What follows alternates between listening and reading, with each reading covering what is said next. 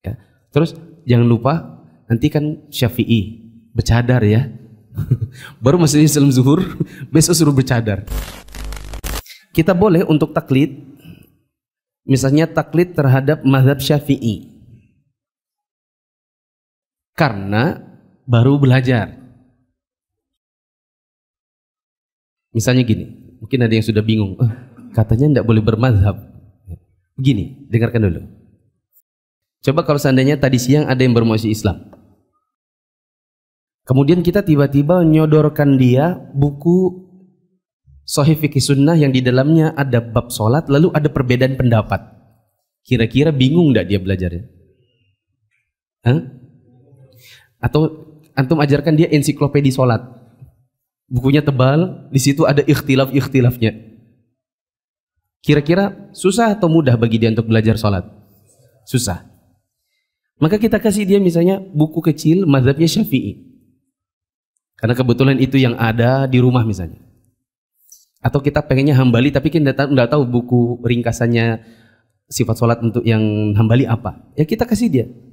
Akhirnya dia terpaksa dalam kondisi demikian dia taklid kepada buku sholat mazhab Syafi'i karena itu kadar kemampuannya, daripada dikasih perbedaan mazhab lalu disuruh telaah padahal baru masuk Islam tadi siang.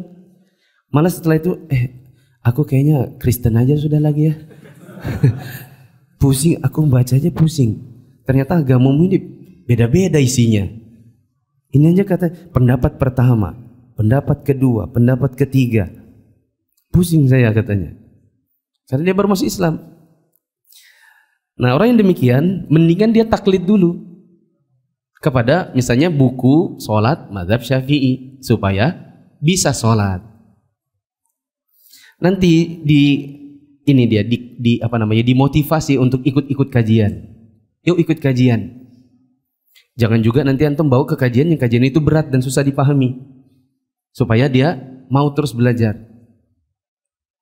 Ya, diajak ke kajian yang mungkin mudah bagi dirinya, yang pembahasannya simpel buat dia, supaya dia mudah untuk nelaah, untuk sedikit demi sedikit nambah ilmu.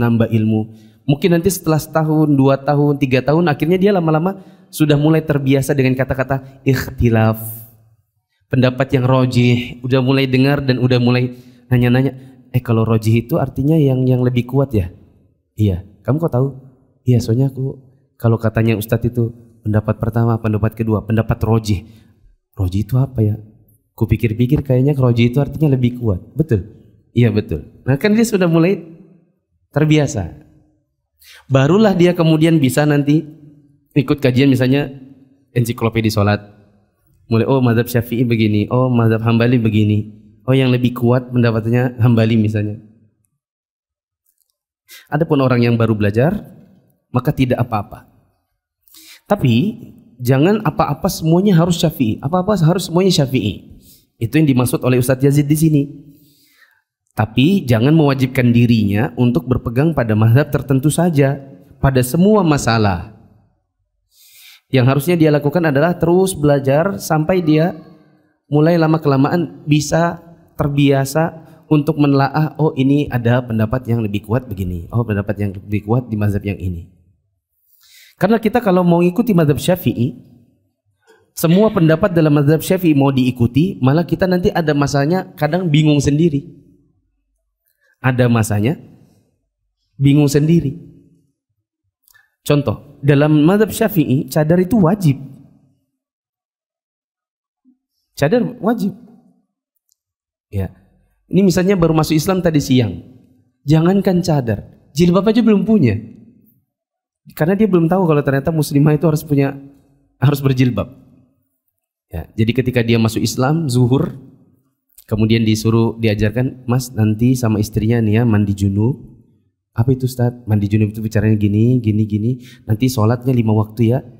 Nah, sebelum sholat caranya wudunya begini, diajarkan dia. Ya.